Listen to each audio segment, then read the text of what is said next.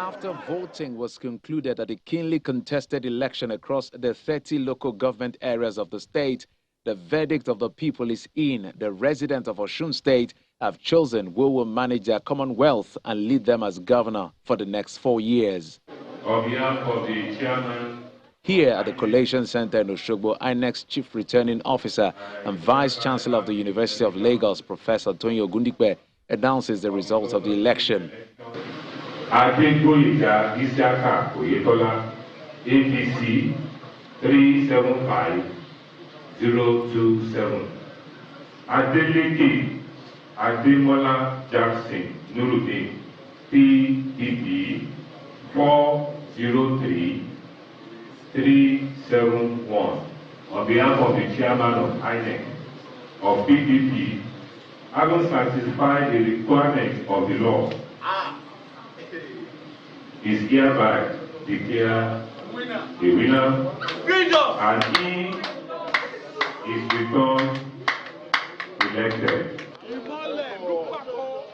A major political upset in recent times. Senator Ademola Adeleke of the People's Democratic Party, on a second attempt at the top job, finally defeats an incumbent governor, Gboyega Oyetola, at an exercise adjudged to be generally peaceful. I will satisfy the requirements of the law. Is hereby declared the winner. Overwhelmed by emotion after that announcement, Governor-elect Senator Ademola Adeleke prostrates before his elder brother, Mr. Adeleke, who is singer Davido's father. As a musician himself, couldn't hold back his tears. Senator Adeleke dedicates his victory to his late elder brother Isiaka, who was a senator and governor of the state, while promising not to disappoint the people of Osun State. Thank my blood brother, Dr. Adeleke, my sister, who is like my mother, Mrs. Jupe Sonny, for the support. I mean, I cannot just explain it. And I know now that there's God. And I dedicate this victory to my late brother, Senator Isiaka Adeleke. He lives on. He lives on. What I can tell you right now, I'm bringing on the table integrity, steadfastness, accountability into Osun State. Corruption, gone. In his reaction, the chairman, PDP National Campaign Council for the election, Governor Doye Diri, in company of other party leaders, say the result demonstrates the power of the people. From the day of campaign, I told you that there was organic support for the candidate and for the party, and it has been so proven. Let no man play the role of God. And I've also told you here that this election was not only for Osun State. This election was a national election. This election was a test election for 2023. I warn you, PDP is coming. 2023. Meanwhile, it's been wild jubilation across parts of the state by supporters and PDP members following the victory of the party. Senator Adeleke, who is also referred to as the dancing senator, contested against 15 other candidates, and with the election over, it is now time for him to build a state for all.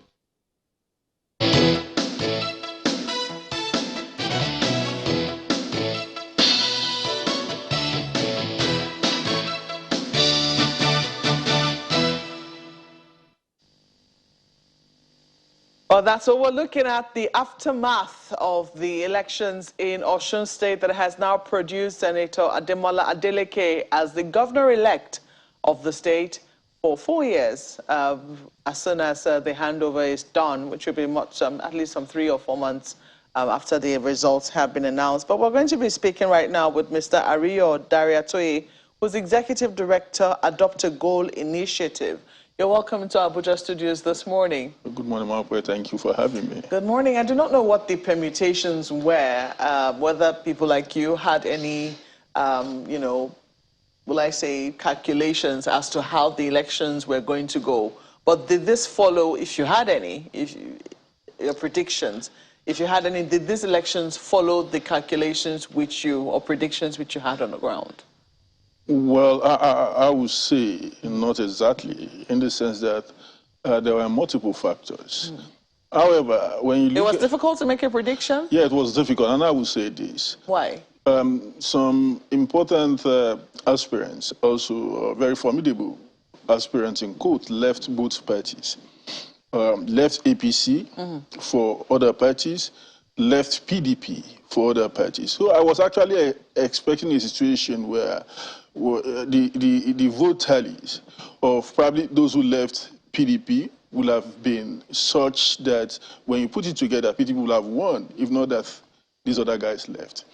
On the other side, we will have looked at that also statistics that if so persons and so person had remained with the APC, probably APC would have won. So it was difficult because there were these struggles in between the two parties. Both PDP and APC had their own problem. You realize that when they conducted their primaries, the fallout wasn't good. They had factions, they went to court, and all of that. Same thing as APC. They went to court. A judgment was even given on, I think, 24 hours or 48 hours before the election. So it was a very dicey affair. And don't also forget that in Ekiti, APC had just won, just roughly a month earlier. So when you were looking at it, it was a very difficult one, because although it's a repeat of what happened in 2014, a repeat of what happened in 2014 in the sense that under the PDP-led federal government, Fauci won in Ekiti, but APC won in Osun under a PDP led federal government. Now we have APC-led federal government. APC lost in Ekiti, where PDP won in 2014, and now PDP has won in Osun has won in Osun State, in 2020. So are you saying that perhaps if your government is at the center, maybe you shouldn't be too confident of victory in either of these states? Yeah, but you see... some people will say that did not have anything to do with what happened in 2019, for instance. Absolutely, but you see, one thing that I think people have not really interrogated is the success that the new Electoral Act has guaranteed in terms of the atmosphere and the opportunity for people to vote and, have confidence in the process. I think the beavers worked significantly optimally. And the fact that people can also now follow through their results. I was going to come to that in terms of how INEC, performed in this election and how the new Electoral Act has also aided. Because there have been a number of elections now conducted since this new Electoral Act came on board. The Anambra elections is one, the Ekiti elections, and now the Osun elections. All of them are coming very close back to back. And then there'll be questions as to what level of improvement have we seen in terms of how INEC has deployed these beavers, for instance? Absolutely. But I just wanted to look at the permutations in terms of, because when you look at some of the dailies today, what some of them are projecting is how infighting cost the APC Mark, don't forget that the elections. Don't forget that when you the headlines after the PDP mega rally was that Wike, Makinde, others absent, as PDP held its own mega rally.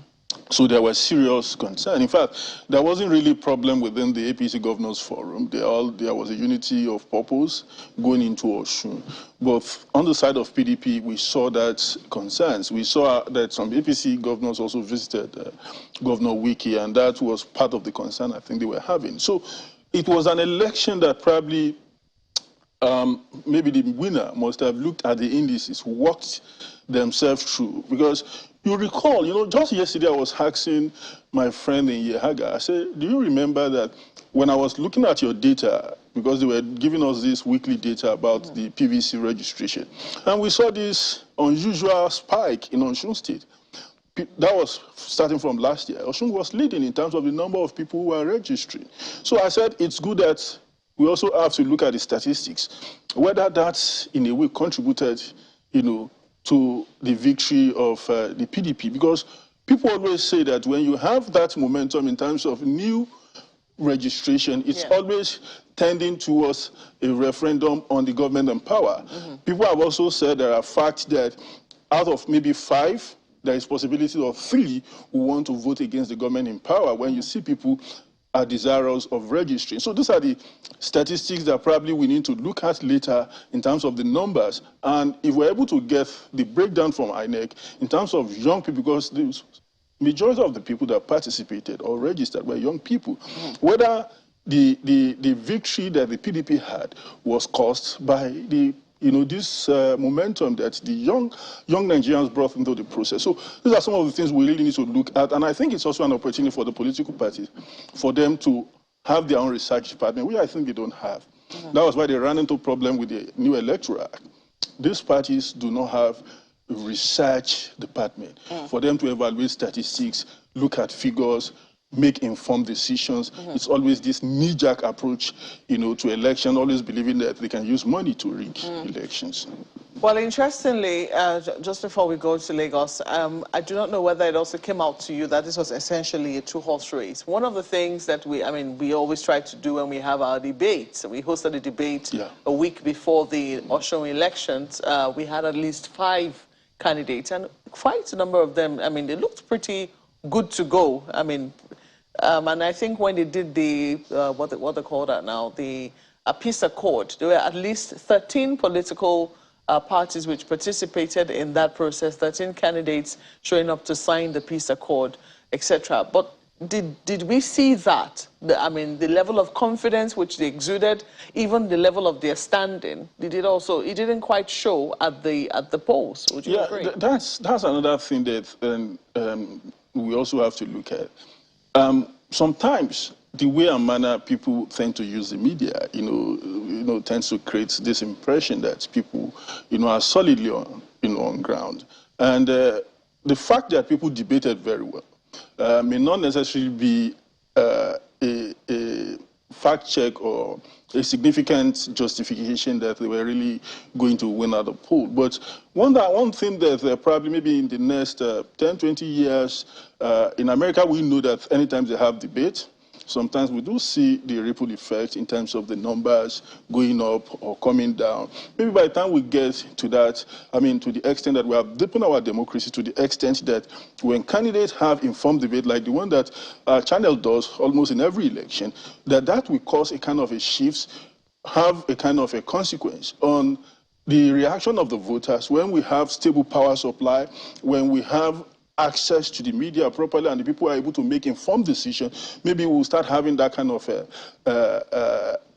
effect in terms of how people, vote on election day. But with what we saw in Ekiti and what we saw in Osun, debate is not yet part of the factor, but it's also good for instance, for political pundits, analysts to be able to assess the capacity of the candidate individually, whether they have a grasp of what they really, are putting forward to do. So that's the essence of the debate for analysts, for pundits, and all of that to fact check some of this kind. But in terms of the numbers, I think so far it has always been about the people, and it was 2-horse race, 3-horse race in Ekiti, 2-horse race in Osun. Hopefully, we don't know, maybe it's going to be 3-4 in 2023 Nigeria.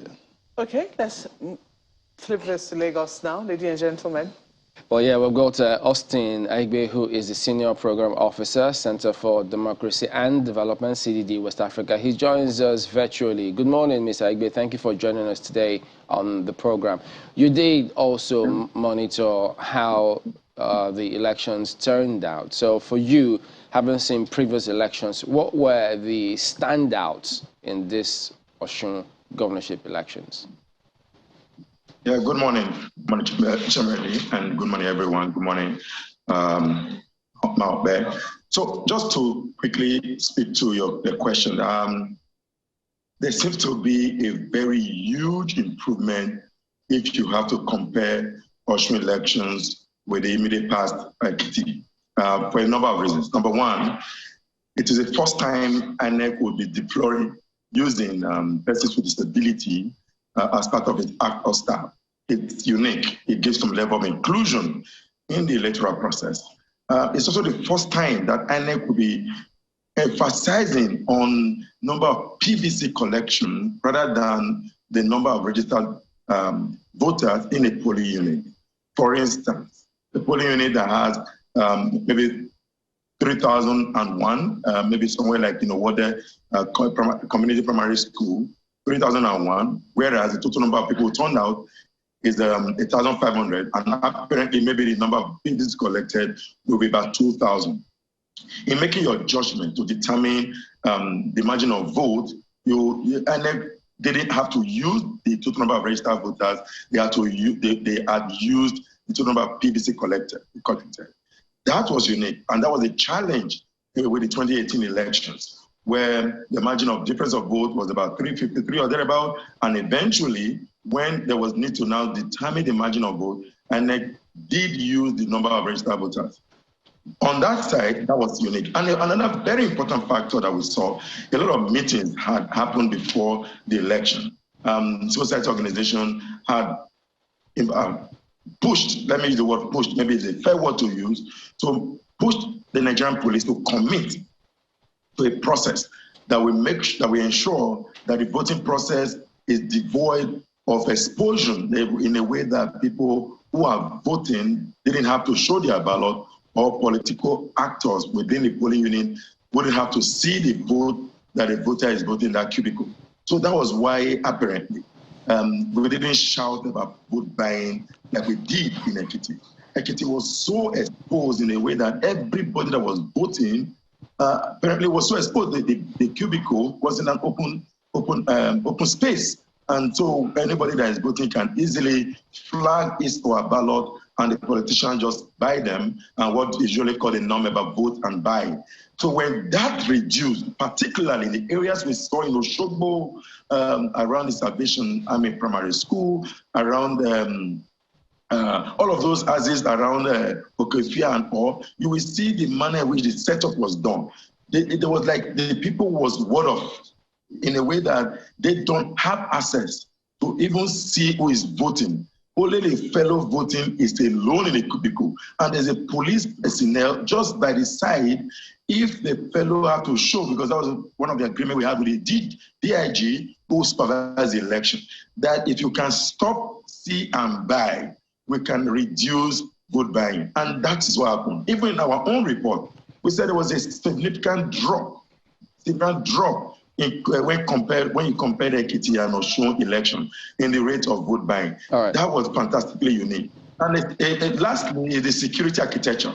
Uniquely, before this election, there have been some high level of violence within the state, within the atmosphere. You will go around the city, around from Osogbo to Ede to Ife, you will see big balls of political parties, particularly of the APC and the PDP, who have been put down, destroyed, or torn down, and all of that. But the election just went on. I mean, even though people say that there were gunshots that was in some parts, we didn't report anything like gunshot. It was just like, say, the election went without any form of violence. Right. Well, speaking about the political actors, we've got two of them who are also joining us from your location. First is Honorable Bamidele Salam, who is a member of the House of Representatives. He was a coalition agent for the People's Democratic Party. Yes, Honorable. And then we also have Ismail Omikmedon, who is a member of the APC's campaign council for the Osun governorship elections. He's the chief press secretary to the state government. Gentlemen, good morning. Thank you for joining us as well today on the program. Honorable Salam, let's start with you. Yes, you've seen how the entire process went. You've seen some reactions coming from the APC themselves, who some of them say that they're studying the matter, the infighting, perhaps swung it in your way. But looking at how this whole elections played themselves out, were you from the get-go quite optimistic? Because some thought it was a bit shaky for your party. You weren't so categorical whether or not you were going to win, especially if you heard the build-up, the comments coming through from the APC.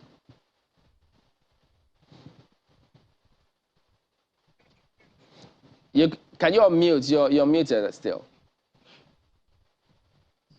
I'm sorry about that. Thank you, Chamberlain. Good morning, Nigerians. Absolutely, we're optimistic of winning the election right from the go. We actually were hoping to have a wider margin than what we had. But above all, we thank God that we were able to make it. And you will recall that in 2014, but for certain things that happened during the election and after the election, the PDP candidate Ademola Adeleke would have been declared as the winner of the election. But that's a matter gone. So this election is a reaffirmation of the decision of the people of Osun State 4 years ago to vote in the People's Democratic Party as an alternate to the ruling All Progressive Congress. So it didn't come to us as a surprise. We're actually expecting to win, and we're expecting to win with a wider margin than what eventually happened in the election.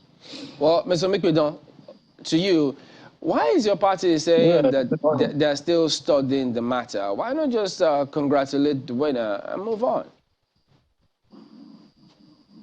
Well, thank you, Chamberlain.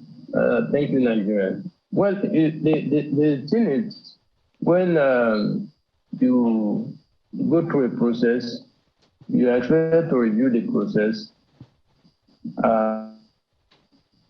look at what transpired, look at what happened, and after then, you are able to make an informed judgment. I'm happy with what the market atmosphere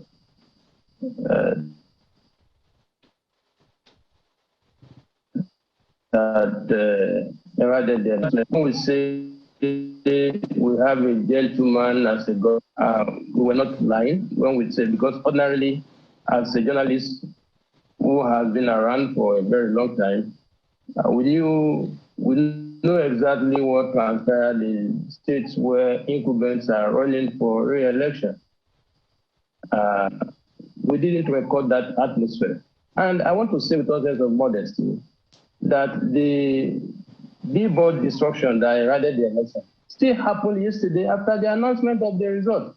And that goes to confirm our claim and our allegation that PDP were behind those destructions. Because, I mean, if you are declared winner, why should you go on rampage destroying, our billboards? You understand? So we are still studying the results of the election, and once we are done with the review, we'll make a categorical statement on that. Well, from all that you have seen, I know you have situation rooms, you have people essentially on ground across the state. Is there any thinking that just maybe your party was edged out, not based on, the will of the people, but perhaps based on other things like violence, which you talked about, allegations of vote buying, and all of that? Well, I will be preempting the outcome of our review if I go into that. I would appeal that you just give us a little time. This time we'll be coming up with a detailed, report of what transpired, and then we can take a stand on the way forward.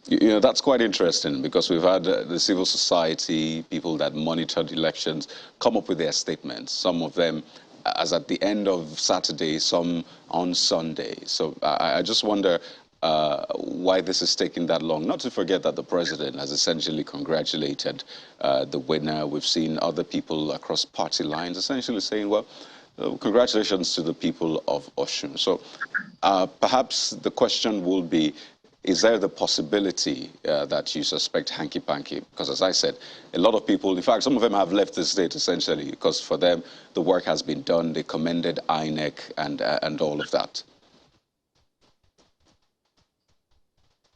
Well, again, I want to say that we are happy that the election went on peacefully without any violence.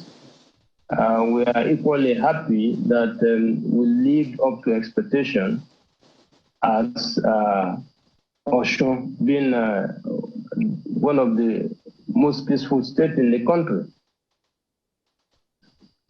Okay, let me take this to Honorable. On the day of the election. Okay, you can land on that. Go on ahead. On the day of election, for instance, when election was supposed to have ended, I'm aware of the electoral guideline that says that once you're on queue before 2:30, which is the cutoff time, that you will be allowed to vote. But there are instances where people came on queue after 2:30. For instance, at the time when most media reports, including channels, were reporting that the election had ended, they were still voting in a day. Around 9 p.m. or so, they even got a generator to do that. But you see, like I said, I wouldn't want to preempt the outcome of our review. I know I know this has been talked about quite some time, and there's been responses back and forth. But just quickly, I mean, you interface with the governor. How is he taking this on board? Oh, honestly, the governor is unperturbed. I was with him up to 5 a.m. on Sunday morning. We were together again around 11 a.m. And when I left the channel's Oshogo studio yesterday, after Politics Today, which took place between 8 and 9, we had dinner together, and it was full of life. You know, if you know him very well, it's somebody who takes life easily, you know, and the way he ran the state in the last 3.5 years shows clearly that he's one man who meant business. He's one man who is sincere about the growth and development of the state. And that is why people kept wondering how we're able to make it, how we're able to pay salaries, how we're able to build infrastructures in spite of the challenges. In spite of that, the party did not win the election. And speaking of which, let's do some study of what may have been responsible. You know, it was uncharacteristic of the former governor of your state to not participate actively in the election. The Minister of Interior, Ogbeni Aregbesola, was not seen to have gone home to vote during that election. Let's also refer to reports about the defection of some party members who did not win their tickets, some from the House of Representatives who defected to other parties. How much of this contributed to the loss of the APC in the Osun governorship election?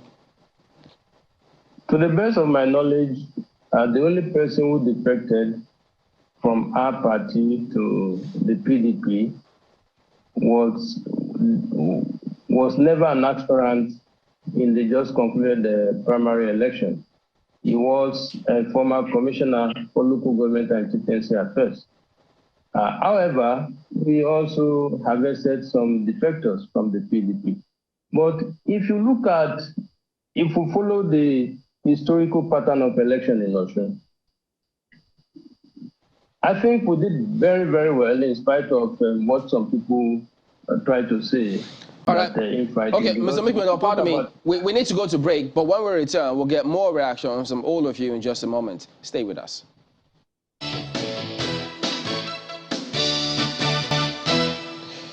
Honorable Salam, well, yes, much as there might be several scenarios, but yeah, the votes, the victory went the way of your party, and there'll be lots of expectations on the part of the people for the state, the party at the moment. But do you think that perhaps, I mean, you've heard people say probably the infighting within the APC contributed to swinging it your way at the moment? Do you perhaps think, well, that could be a scenario, even though, yes, you had the majority of the votes?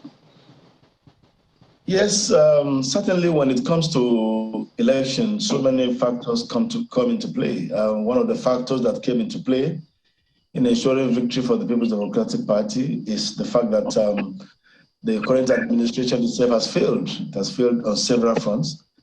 Another factor was the fact that we have a candidate whose antecedent, family antecedent, political antecedent, appeals to a very large sector of society. Don't forget that his elder brother was the first civilian governor of Osun State. He was in government for just 18 months.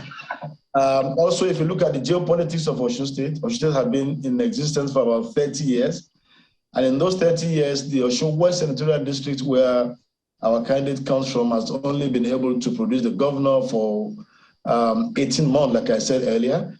The zone that produced the current governor has had it for almost 15 years.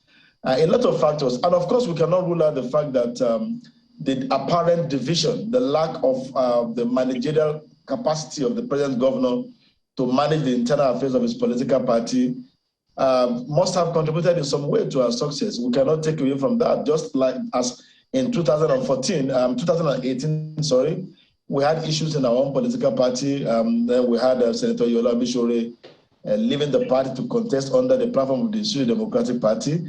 It took away quite a large chunk of the PDP vote. Same thing happened. I believe that this time around, the infighting within the All Progressive Congress must have, influence votes in certain parts of the. But like I said, it's a combination of factors. The fact that we had a candidate who is sellable, who is appealing to the majority of our people, the fact that the current administration itself has not performed optimally to the satisfaction of the electorate. Also, the fact that the sense of justice of the Osun people believes very strongly that the Osun West Senatorial District, which had only been in government for one and a half years, this time around. That point made, really. So you talked about the satisfaction of the electorate, and I'd like to fast forward quickly because of our time this morning. So election is done. The people have voted. Your candidate has emerged winner. There's plethora of issues, especially during the campaigning process. Lots of promises were made. And there are still questions about what kind of governor he will turn out to be. I mean, there's been a back and forth about his pedigree. You've mentioned his family, and you've also mentioned the area where he comes from. But doing the job itself is another ballgame entirely. So what kind of governor would he be? Yeah, Senator Ademola Adeleke will be a very fantastic governor. He will be a result-oriented governor. He will be a compassionate governor. I do tell people that so many qualities are expected of a leader. But I do say, each time I speak about leadership, that compassion is one of the most important qualities of good leadership. He's a very compassionate man. He's a man who is posterity conscious. He believes so much that when you have an opportunity to lead, you have an opportunity to impact on lives. He was a senator, don't forget, completing the tenure of his elder brother. And in those 2 years that he was a senator, he had phenomenal achievement, record of achievement in the 10 local governments that he represented in the red chambers in a manner that had never been, never happened before in the 10 local governments in this senatorial district. So I believe very strongly he's coming in determined. He's coming in with much energy, with much a sense of purpose. Okay, let me rephrase this. I assure you that very good governor for Osun State. Pardon me, let me rephrase this, because the people of Osun, and Nigerians indeed, are watching. A lot of people may have fallen in love with the governor-elect, the senator, because of his, charisma. They see him dancing. Essentially, people love that kind of spirit, because it gives you that, feeling that, yeah, there are challenges, but no big deal. Life is easy, take it slow, and all of that. But, governance is another ballgame entirely. And I'd like you to be maybe factual about this. So, judging from what he has done in the past, what does it bring on board? How has it demonstrated it in the past? Perhaps in what he has done, in what he's been into. How has it demonstrated some of those things which you say he will bring on board? Well, I just told you about his tenure as a senator of the Federal Republic of Nigeria. That's the only public office he has held. But in his private capacity as a businessman, there's nothing that he has laid his hands on that failed. He had been a man who is also very determined. You remember when this issue of, not having certificates came up, and after the last election, he went back to school and sat down to, re-energize himself, to prepare himself. Now, that should be an indication of a man who is not given to giving up, a man who believes that there is no end to self-development. A man who believes that when you have a purpose to fulfill, you must be prepared with it. And I'm telling you that even right before he came on board as the candidate of the political party, he has sat down with experts, assembled together from all fields of life to bring up a watertight blueprint for the restoration of the glory of the state. And I'm telling you, Senator Ademola Adeleke will shock many people. I do agree with you. Many people, when they see him dance and what have you, they feel, oh, yeah, maybe he's a man not given to. But if you know him very well, you will know that he's a man, when it comes to the work, he does it passionately. This man will be up in political meetings strategic meetings up to the early hours of the day. And by 6, 7 a.m. of the next day, he's up. He's even the one calling us that say, you've forgotten we have a meeting for 9 a.m. And we're wondering. So many people do not see that side of him because he has only been in public office for only 2 years as a senator. But those 2 years, like I said, go and check the records of the kind of impact he made in virtually every one of the 10 local governments that he represented. You know, facilitating projects from the federal government. A man who is an unserious man will not do that kind of a thing. So I'm assuring you and assuring the people of Osun State that they have in him a man who is well prepared, fully prepared. And like I said, posterity conscious. He cares so much about his name. Speaking of preparation, Honorable Salam. Very well, very hard on him. Speaking of preparation, you know, I wonder how prepared your governor-elect was or is, if we went by his emergence. You know, he didn't quite have a victory speech prepared. Is it because the party was not expecting that he was going to win, because he spoke extempore rather than speak to a speech that would have reflected his vision and plans for his administration? No, I do not agree with you. Speaking extempore is speaking from the heart. You don't have to have a prepared speech to speak to your heart. In fact, in most cases, reading from a speech is in most cases speaking other people's mind, the thought of the speechwriter. So he's a man who spoke from his mind. He's a man who, you remember when he won the primary election, he addressed the audience, he addressed the gathering, via speech. But this time around, I believe very strongly that when a man speaks extempore, he speaks more about his own heart. He speaks more about those things that are just naturally built within him. And to me, that is even more impacting than having a prepared speech, for that kind of an occasion. I do not agree with you absolutely that having a prepared speech, takes anything away from whatever one says, after an electoral victory. And you could see the atmosphere in any case, was so rowdy, everybody was joyous. It was like it became a carnival, a funfair, sort of. It's not a time to go into a room and set up a camera and bring out a speech. Are you saying that being prepared with a speech means that you are not visionary?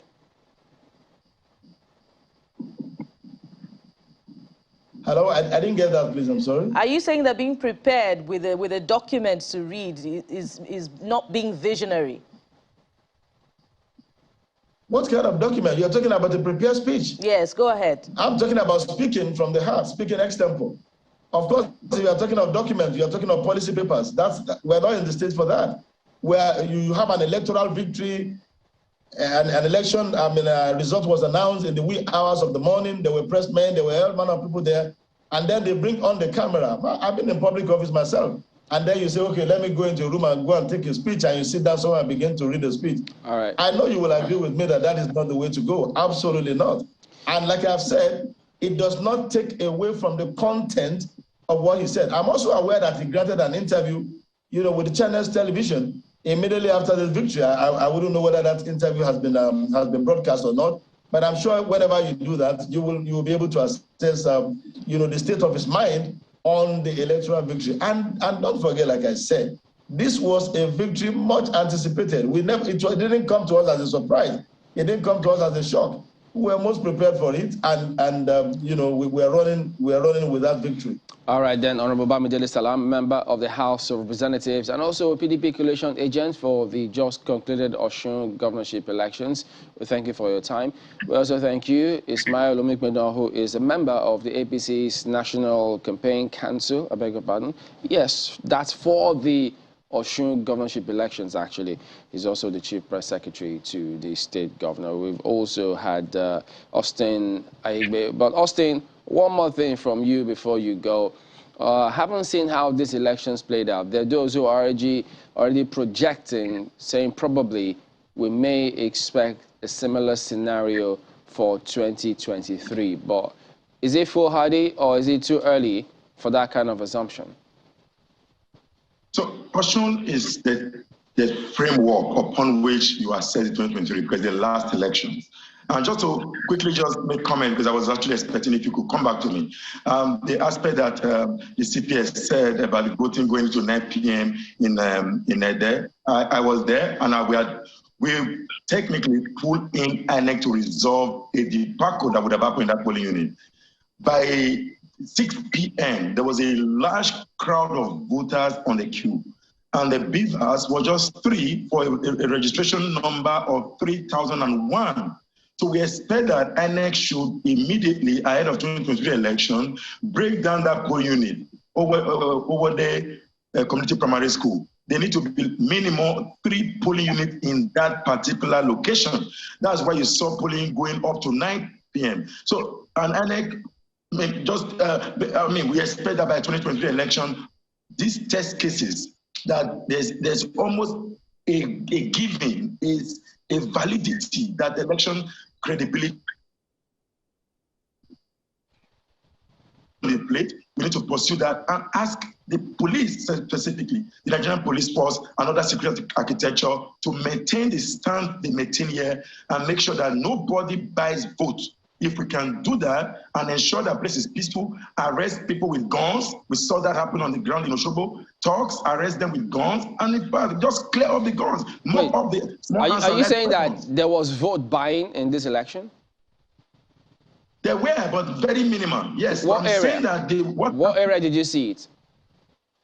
If in the second local government, there were reports of vote buying, but it was not in the same manner that it was in Ekiti. Did you see anyone? In fact, in Orode local government, yes.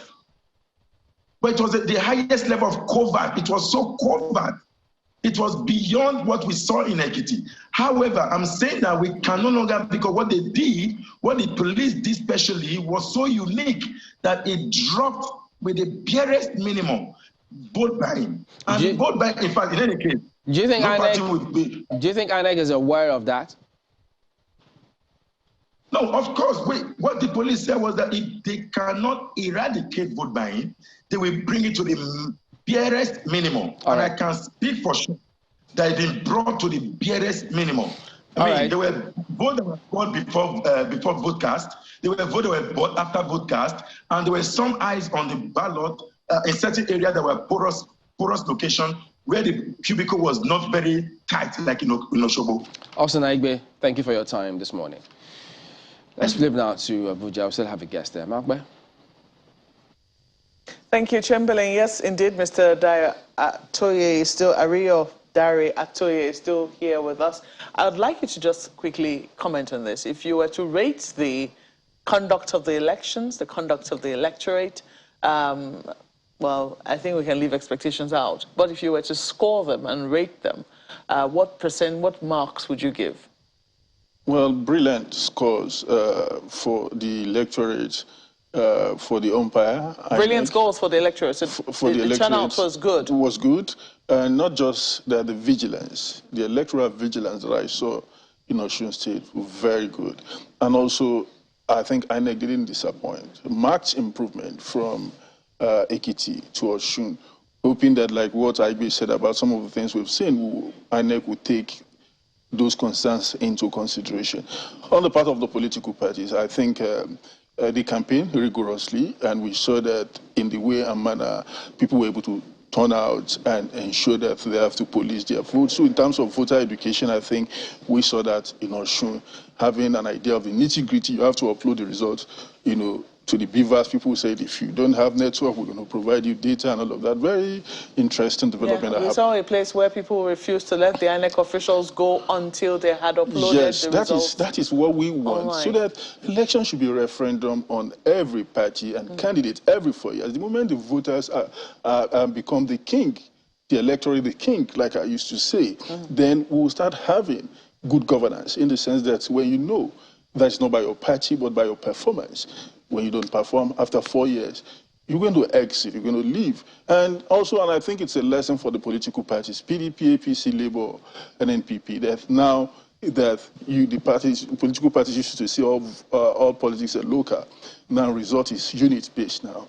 The coalition rigging has gone, and I think that was why some of the governors came to come and also support that they used to do. But this time around, we're also there. I think we saw some of them in the situation room to monitor, how the results were trickling. Coming in. So for me, I'm happy that the reform that we all supported, including you, Mark, it's working, and hopefully we'll be able to make a better use of all the guidelines, believing that INEC will not in any way try to shy from their responsibility. It's a fine place to leave it. We have to thank you very much for coming in this morning. Mr. Ario Dari Atoye is the Executive Director of Adopt a Goal Initiative. We'll take a break at this moment, and when we return, we'll be talking to the umpire itself to find out just what it did right, yes, by its own assessment, and what it hopes to be doing better going into the 2023 elections. Please stay with us.